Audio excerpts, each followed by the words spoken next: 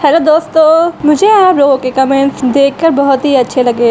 Comments के लिए thank you. तो हम टाइम वेस्ट नहीं करते तो चलते हैं अपनी स्टोरी की तरफ। Let's go story time. दिखाया जाता है क्यों नीम बेहोश होती है। कुछ लोग आते हैं क्यू को मारने के लिए। क्यू उठ जाती है और सीओसी का वो बॉक्स यूज करती है जिसमें से 50 नीडल्स निकलती हैं और वो सारे सिपाही मर जाते हैं। फिर क्यू फिर से बेहोश हो जाती है। जब क्यू को होश आता है तो वो देखती है उसके सामने युवान है। युवान पूछता है सीओसी कहाँ है, क्या तुमने उसे मार तो नहीं डाला। तो क्यू ये सुनकर इसका कोई आंसर नहीं देती, इसे गोद में उठा लेता है और एक साइड पर छुपा देता है और फिर वो उन लोगों से लड़ता है। यह सुनाता है अपने घोड़े पर और उसे बिठा कर ले जाता है और युवान ये सब देख लेता है और युवान सभी लोगों को मार डालता है और फिर आगे निकलता है तो उसे प्रिंस सीओसी मिलते हैं और युवान प्रिंस सीओसी से बोलता है मुझे माफ कर देना, मुझे आने में लेट हो गया। फिर सीओसी उसे एक पेपर देता है और कहता है जब हम इन लोगों से लड़ रहे थे तो इन लोगों के पास से ये पेपर मिला है और वो पेपर युवान को दे देता है। युवान अपने आदमियों को उस एड्रेस पे बेचता है और युवान खुद भी जाकर देखता है ताओ पकड़ी गई है। ताओ को सीट पे बिठा दिया जाता है और उस पर कोई ट्रिक यूज की जाती है जिससे वो बेहोशी में आहिस्ता आहिस्ता सारे नाम बता देती है और जिन जिन के नाम वो बोलती है उन्हें अरेस्ट कर लिया जाता है। सीओसी एक शॉप में आती है, शॉप वाले से कहती है और शॉप वाला कोई और नहीं लेन स्टेट का स्पाई होता है। सीओसी से बोलती है जितने भी हमारे चेंगिंग में सिपाही हैं उन सबको बोलो वो चेंगिंग से दूर चले जाएं। और वो स्पाई बोलता है आपने जो वादा किया है यानसुन से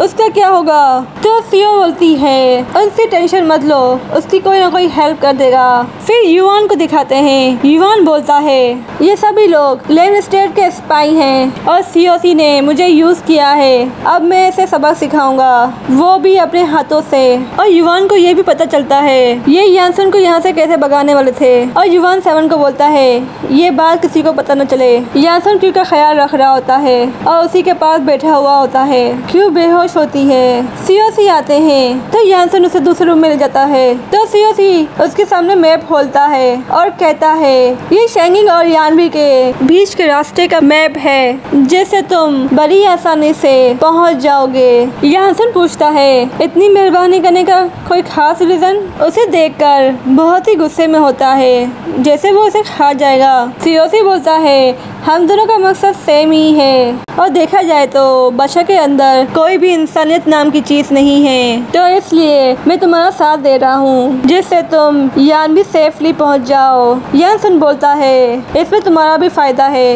इसलिए तुम ये सब कर रहे हो। सीओसी जाते हुए उसे थोड़ा हिंट देते हुए गया था कि कुछ लोग अरेस्ट हो गए हैं और जिन पर वो भरोसा कर रहा है वो उन पर भरोसा ना करे। सीओसी जा रहा होता है, उसका मुलाजिम पूछता है आपने तो इसकी हेल्प करने के लिए मैप दिया है पर इसका बिहेवियर इतना गुस्से वाला क्यों था। तो सीओसी बोलता है क्योंकि मेरी वजह से क्यों खतरे में थी तो उसकी जान पे बनाई थी तो इसलिए वो मुझ पर गुस्सा था। तो फिर से मुलाजिम पूछता है आपने यानसुन को सेफली निकलने को कहा है। मुलाजिम पूछता है यानसुन अब कैसे बाहर निकलेगा चेंगिन से क्योंकि युवान ने ताओ को पकड़ लिया है और साथ में बाकी लोगों को भी अरेस्ट कर लिया है। तो सीओसी बोलता है मैं उसका बाप नहीं हूँ जो उसे सेफ करूँ और वैसे भी वो कमज़ोर है, यान में जाकर वो मारा ही जाएगा तो इससे अच्छा है वो चेंगिंग में ही मारा जाए। सीओसी को क्यू की फिक्र होती है। क्यू होश में आती है। यानसुन उसके पास होता है। यानसुन उसे न देखता है तो क्यू बोलती है मैं बिल्कुल ठीक हूँ, मैं तो बस बाहर निकली थी कि मैं तुम्हारे लिए मैप बना सकूँ। तो यानसुन बोलता है सीओसी ने मुझे मैप दे दिया है, जब तुम बेहोश थी उस वक्त वो आया था। तो क्यू बोलती है यहाँ से बाहर निकलना बहुत ही मुश्किल है। और फिर क्यू यानसुन का हाथ पकड़ती है और कहती है हिस्सियों की टीम को एक बार मौका देकर तो देखो, मुझे उम्मीद है वो हमारे काम जरूर आएंगे। यानसुन बोलता है उन्होंने जो यानवी का दरवाज़ा ओपन कर दिया और उनकी वजह से जो खून खराबा हुआ है उन पर यकीन कर पाना मेरे लिए थोड़ा मुश्किल है, तो मुझे थोड़ा टाइम दो कि मैं उन पर यकीन कर सकूं। युवान ने यानसुन को बुलाया होता है तो यानसुन उसे मिलने जाता है और युवान उसे वाइन देता है और कहता है तुम्हारी बर्थडे आने वाली है, क्या तुम सच में चाओ से शादी करना चाहते हो। तो यानसुन बोलता है हाँ मैं उससे शादी करने वाला हूँ, यकीन ना आए तो चेक कर लो। यान बोलता है हाँ मैंने पता लगाया है। और वो उसका प्लान बताता है जो ताओ के जरिए उसे पता चला था। 2 लोग तुम्हारी हेल्प करने वाले थे और उसी दिन जब तुम्हारी शादी होने वाली थी। इस शहर के अंदर 80,000 लोग हैं और आदमी को मिलाकर। क्या तुम 500 लोगों को मारना चाहते हो? क्या तुम वाकई में चाहते हो यहाँ पे ये खून खराबा हो? तो यानसन बोलता है जाओ ने भी यानवी जाकर शाओशी सिटी हांगकांग सिटी में 50,000 लोगों को मौत के घाट उतार दिया। बीसियो हांगशेंग में आग लगा दी थी और जो 3 दिन और 3 रातों तक न बुझ सकी थी। क्या वो लोग बेकसूर नहीं थे? उनका क्या कसूर था जो वो मारे गए? यानसन बोलता है जो उन्होंने किया है वही उन्हें मिलेगा।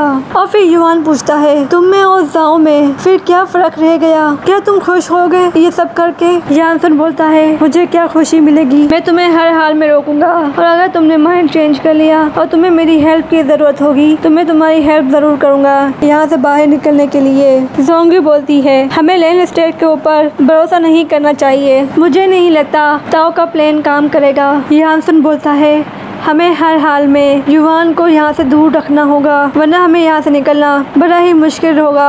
और फिर यानसन चाओ से मिलने जाता है। चाओ अपनी शादी की तैयारियां कर रही होती है और वो बहुत ही खुश होती है और यानसन को देखती है और उसे कहती है क्या तुम हमारी शादी का ड्रेस देखना पसंद करोगे? बादशाह उसी वक्त इन दोनों के पास आते हैं और चाओ से कहते हैं तुम्हें तुम्हारी शादी का क्या गिफ्ट चाहिए? आपने मेरी बात मानकर मुझे यानसन दे दिया, यही मेरे लिए गिफ्ट है। और फिर चाओ बादशाह और यानसन को अकेला छोड़कर चली जाती है और बादशाह यानसन को बोलता है तुम यहीं क्यों नहीं रहते? तो यानसन कहता है मैं अपने होम टाउन को मिस कर रहा हूँ तो इसलिए मैं जाना चाहता हूँ। तो बादशाह बोलता है तुम अकेले नहीं जाना, तुम यहाँ से किसी ऑफिशियल बंदे को अपने साथ ले जा सकते हो। तो बादशाह बोलता है युवान तुम्हारे साथ ही बड़ा हुआ है और वो तुम्हारा दोस्त भी है तो तुम उसे ही अपने साथ ले जाओ। तो यानसन कहता है इन 3 सालों में हमारी दोस्ती इतनी अच्छी नहीं रही है, आप किसी और को मेरे साथ भेजेगा। जोंग्यू क्यू को बता देती है गी क्यू आया था। गी क्यू ने कहा था हिस्यू को कमांडर स्यू मारना चाहते हैं तो क्यू वहाँ के लिए निकलती है। कैंप में दिखाया जाता है कमांडर हिस्यू को मारना चाहते हैं, वहाँ के सिपाही के लोग ऐसा नहीं चाहते और वो कमांडर के अगेंस्ट होते हैं पर कमांडर कोई बात नहीं सुनते। हिस्यू पर तलवार चलाने ही वाले होते हैं। क्यू आ जाती है और रोक देती है और पूछती है यहाँ क्या हो रहा है? तो कमांडर स्यू बोलते हैं कि इसने नए तीर कमांडर का पैगाम खो दिया है और हमें लगता है इसने हथियार मार्केट में सेल कर दिए होंगे तो इसलिए तो इसकी वजह से इसे पनिशमेंट दी जा रही है, हम इसे मार रहे हैं। तो क्यू बोलती है इसमें इसकी कोई गलती नहीं है, फरमान मुझसे गुम हुआ था और मुझे कुछ ना हो तो ये मुझे बचाने की कोशिश कर रहा था। और क्यू भी घुटने में बैठी हुई होती है हिस्सियों के बराबर में जो सजा देनी है मुझे दो, इसे नहीं, इसमें इसकी कोई गलती नहीं है। पर एक बात याद रखना बादशाह ने मुझे यहाँ पर भेजा था और मैंने सीओसी की जान बचाई थी जिसकी वजह से बादशाह मेरी तबीयत ठीक होने के बाद मुझे बादशाह रिवॉर्ड देंगे। कमांडर स्यू कुछ नहीं कर पाता और फिर कमांडर उसे पूरे दिन घुटनों में बैठने की सजा सुनाता है और सभी सिपाही बहुत ही खुश होते हैं। और फिर कमांडर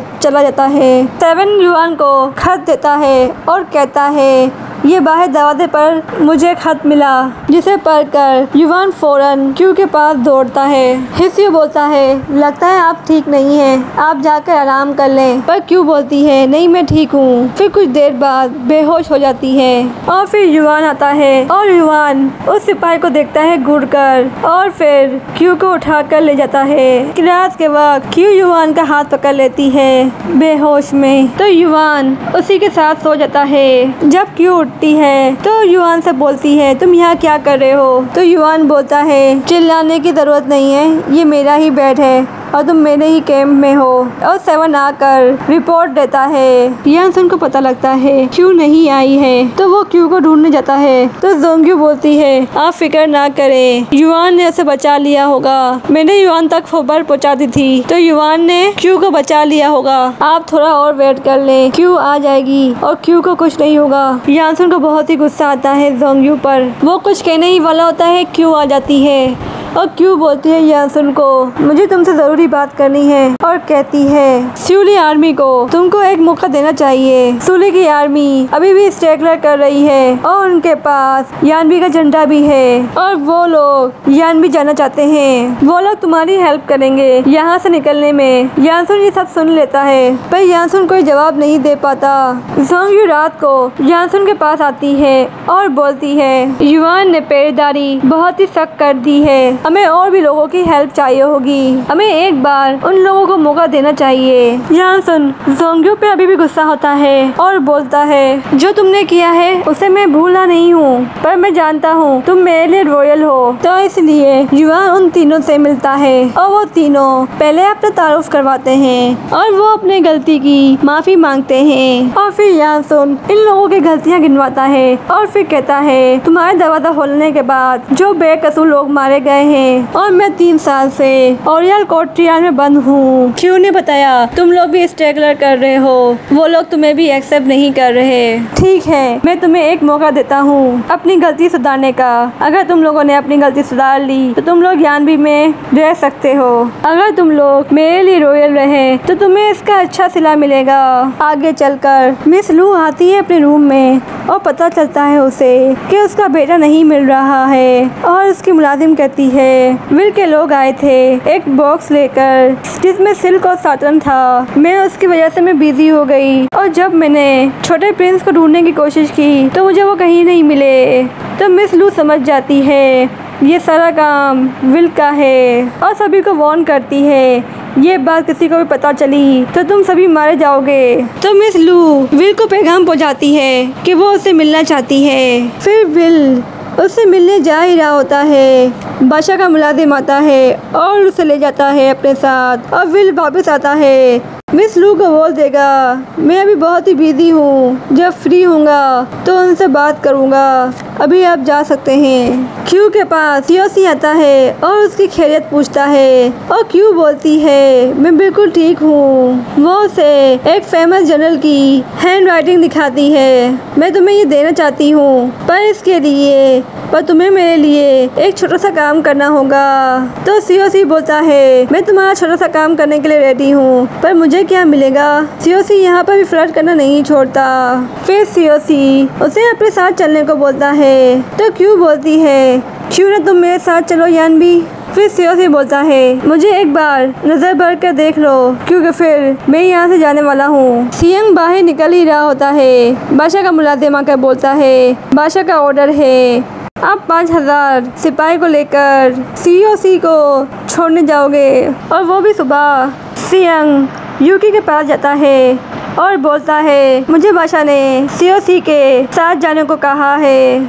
आज रात ही मैं निकल जाऊंगा, पर तुम्हें मेरा एक काम करना होगा। तुम यानसुन पर नज़र रखना, अगर वो चेंगिंग से बाहर जाए तो उसे मार डालना।